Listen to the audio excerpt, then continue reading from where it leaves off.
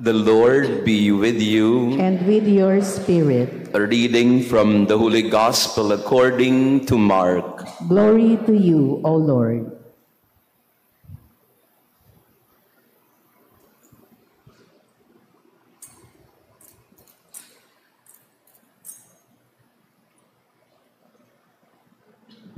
When Jesus had crossed again in the boat to the other side, a large crowd gathered around him, and he stayed close to the sea. One of the synagogue officials named Jairus came forward. Seeing him, he fell at his feet and pleaded earnestly with him, saying, "My daughter is at the point of death. Please come, lay your hands on her, that she may get well and live." He went off with him, and a large crowd followed him and pressed upon him.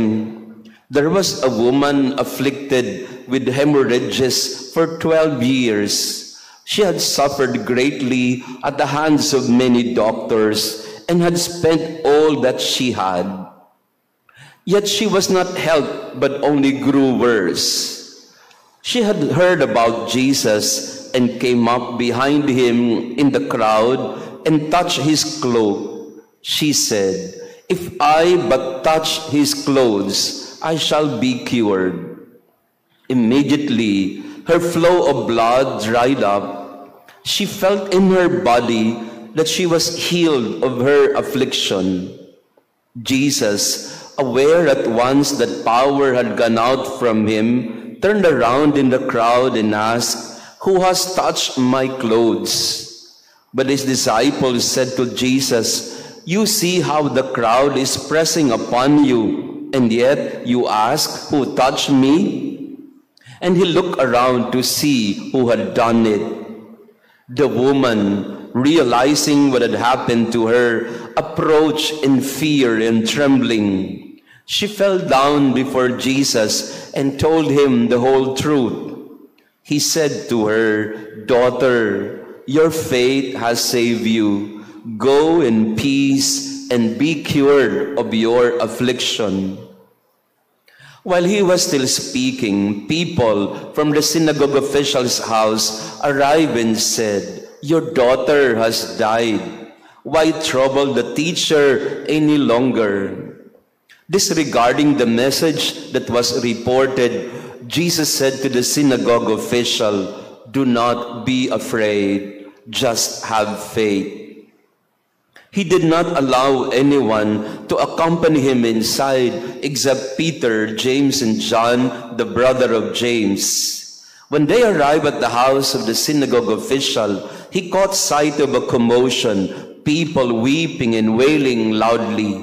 So he went in and said to them, "Why this commotion and weeping? The child is not dead, but asleep." And they ridiculed him. Then he put them all out. He took along the child's father and mother and those who were with him and entered the room where the child was. He took the child by the hand and said to her, "Talitha kum," which means, "Little girl, I say to you, arise." The girl, a child of 12, arose immediately and walked around. At that, they were utterly astounded. He gave strict orders that no one should know this and said that he should be given something to eat. The Gospel of the Lord. Praise to you, Lord Jesus Christ. Please be seated. Praise be Jesus Christ. Now and forever. Good morning, dear friends, brothers and sisters. Pakibati din ng good morning ang ating mga katabi. Beautiful Sunday morning to be together in prayer. To our online parishioners who are with us online, praying with us. Kanina po bago nagsimula ang misa, one of the habits that I have developed is to look at your comments before we have our Mass in YouTube. At binabasa ko po yung mga nagpapadasal sa atin sa mga misa natin and also over Facebook. At halos 90% po at least from my recollection of all the intentions of the online mass goers, almost 90% would be about healing. Father, pray for this, pray for that, for the healing of my daughter, the healing of my... So all about healing. Ang iba naman tungkol sa board exam, iba naman tungkol sa travel, but mostly about healing. And we all, I think, we all are in need of healing. And our gospel today talks about the double healing that Jesus performed for this woman suffering from hemorrhages for 12 years. And also the healing of the daughter of Jairus, who was 12 years old. And today is also our fourth novena mass for our patron Santa Maria Goretti. She died 12 years old. 12. Yung babae sa Ebanghelyo, 12 taon na pinahihirapan ng sakit. Yung batang pinagaling ni Jesus, 12 taong gulang. Si Santa Maria Goretti namatay, 12 taong gulang. Ano yung sinasabi sa atin nito na anumang edad, anumang panahon ng iyong buhay, whatever season of life we are in, Jesus comes in order to help us, to heal us, to give us comfort and consolation.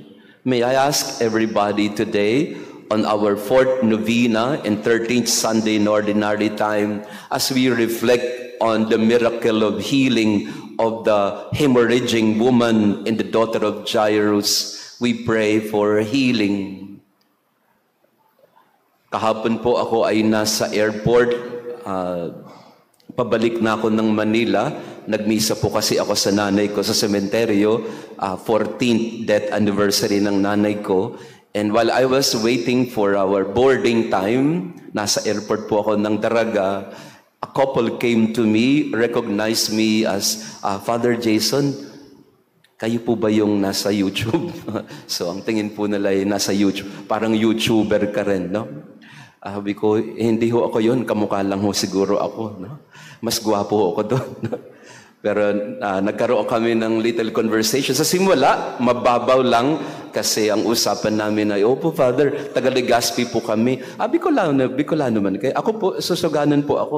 Saan po ko naka-ano? Ayan. So, nagbibikol-bikol na kami. We were just having a light conversation, this couple. And then nagseryoso yung mag-asawa and they told me, Father, total, nandito na rin lang po kayo at nandito po kami. We are on our way to Manila kasi yung akin pong asawa, yung babae, the wife, she will have a procedure this Monday. Magkakaroon po siya ng mga series of tests kasi meron po siyang mga nararamdaman. Is it okay, Father, if you can pray over her? So, doon po sa airport, nagkaroon po kami ng healing prayer. No? Nagkaroon kami ng... Of course, I was telling them, sige, for the intention that you want to pray for, let us pray for that. So, I took them sa isang corner and we prayed together. At ang sabi niya, pwede po ba, Father, abusuhin ko na rin po kayo?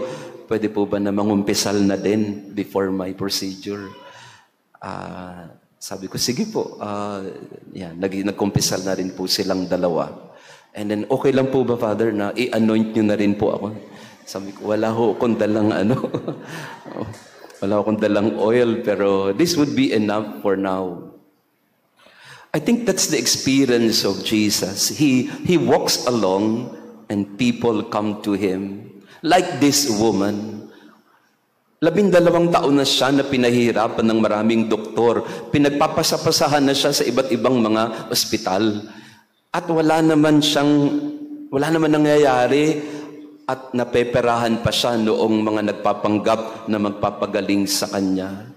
She was desperate and so she came to Jesus. Hinawakan yung laylayan ng damit ni Jesus. Dito po nanggaling yung ating tradisyon, ang ating mga kaugalian ng mga Katoliko na paghipo. Even sa relics ng mga santo, the relic of Santa Maria Goretti is in front of her image. So hindi po masama iyon, hindi masama in the sense na yung paghipo po natin ay hindi ho idolatry. Ito yung pagtulad po sa ginawa ng babaeng ito sa Ebanghelyo na, if only I could touch the tassel of his cloak, kung mahawakan ko man lang kahit bahagya yung kanyang damit. That's an expression of faith. That's an expression of great confidence that God would heal us through the intercession of the saints, through the relics of the saints. It's not worshiping objects. It is in our heart, asking the Lord in our desperate moments to touch us, to heal us. The power of touch, the healing power of touch, that's what the woman experienced in Jesus. Kaya natakot siya nung biglang tumalikod o biglang hinarap siya ni Jesus, sino yung humipo sa akin? Hundreds of people were pressing in on Jesus, and yet the woman knew that she was responsible for the question, who touched me? Because she felt that. She felt the touch of Jesus, and she got healed instantly. Dito nakita rin kaagad natin yung dalawang uri ng pagkapagaling. Yung immediate healing of the woman and the distant healing of the girl of 12 years old, the daughter of Jairus.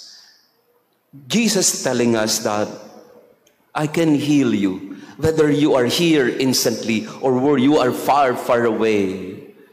The healing touch and reach of Jesus is capable of invading all spaces of human life. Jesus comes at any time in our life. Nasa airport man yan, o nasa kalsada man, o nasa bahay. Jesus, the healing touch of Jesus is given to us time and again for our healing.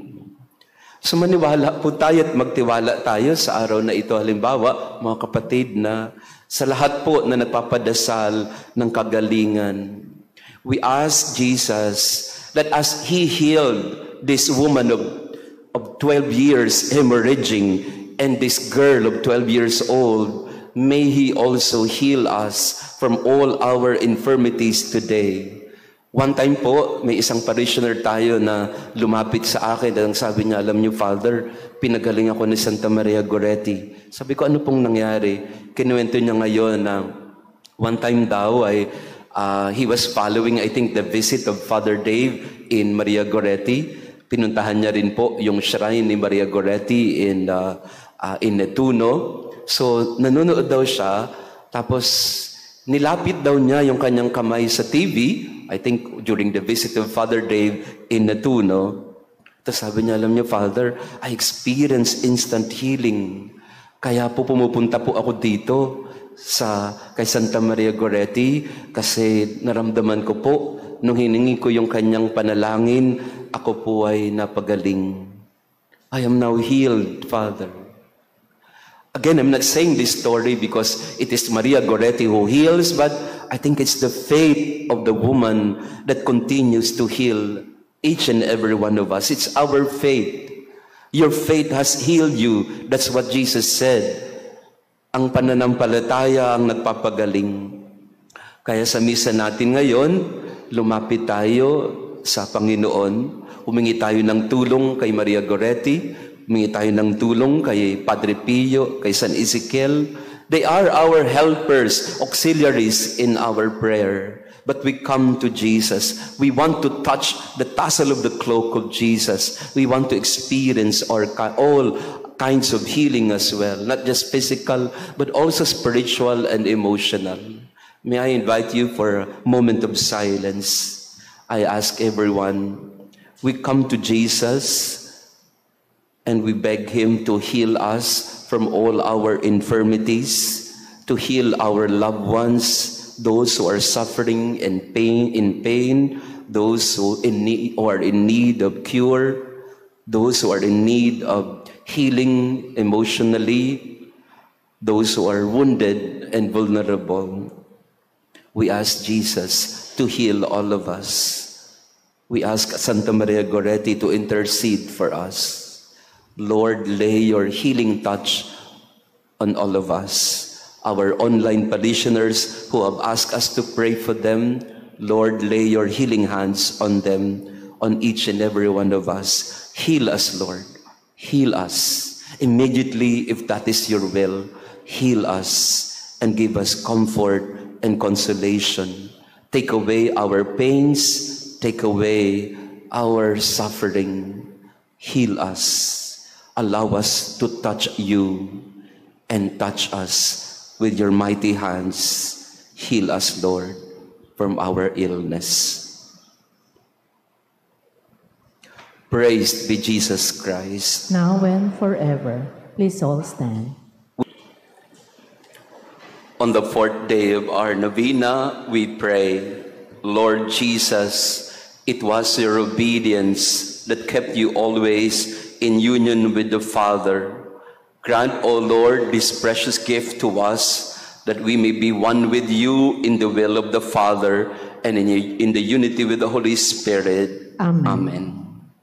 We pray for the family.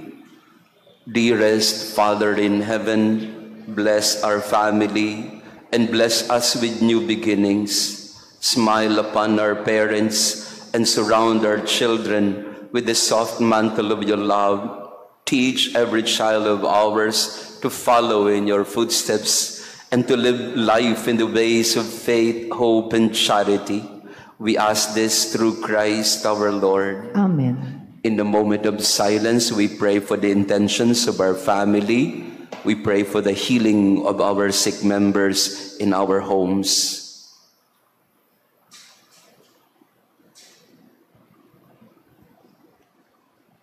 And we ask the intercession of our patron, Saint Mary Goretti.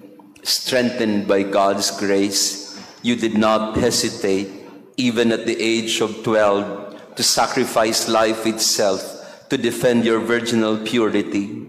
Look graciously on the unhappy human race that has strayed far from the path of eternal salvation. Teach us all, especially our youth, the courage and the promptness that will help us avoid anything that could offend Jesus. Obtain for me a great horror of sin, so that I may live a holy life on earth and win eternal glory in heaven. Amen. Our Father, who art in heaven, hallowed be thy name. Thy kingdom come, thy will be done on earth as it is in heaven. Give us this day our daily bread, and forgive us our trespasses, as we forgive those who trespass against us. And lead us not into temptation, but deliver us from evil. Amen. Hail Mary, full of grace, the Lord is with you.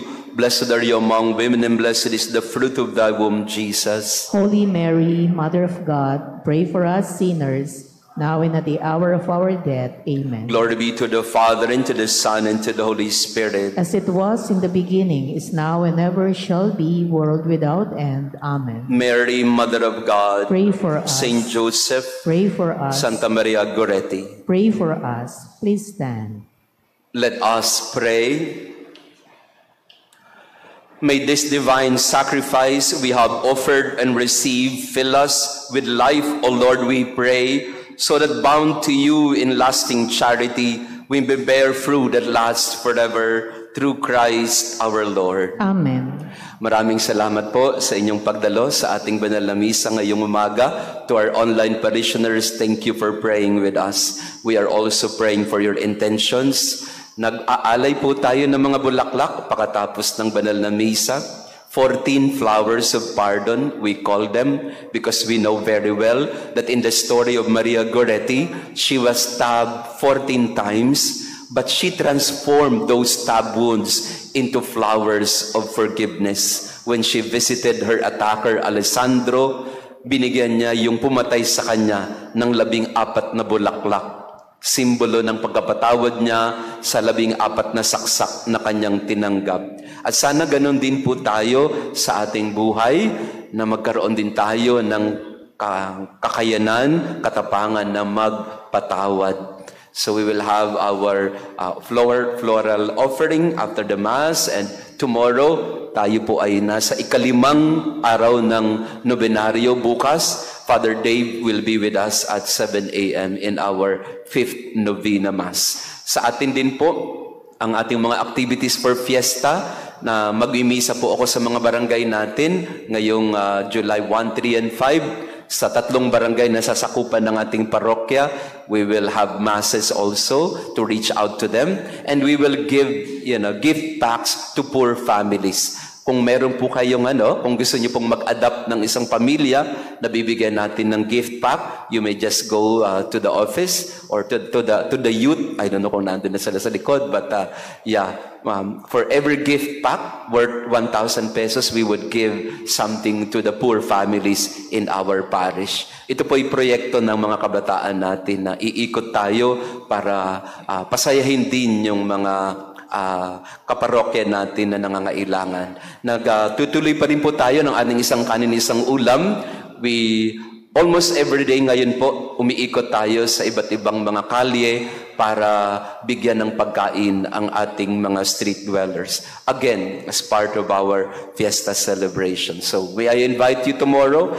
Let us welcome back Father Dave at 7 a.m. for our fifth Novena Mass. The Lord be with you. And with your spirit. Bow your head and pray for God's healing.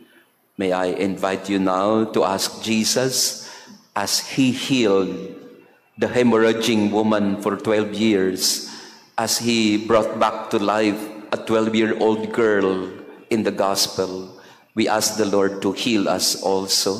I ask you, Lord, to heal our brothers and sisters who are sick, physically, emotionally, spiritually. I ask you to give them the strength and recovery that they need.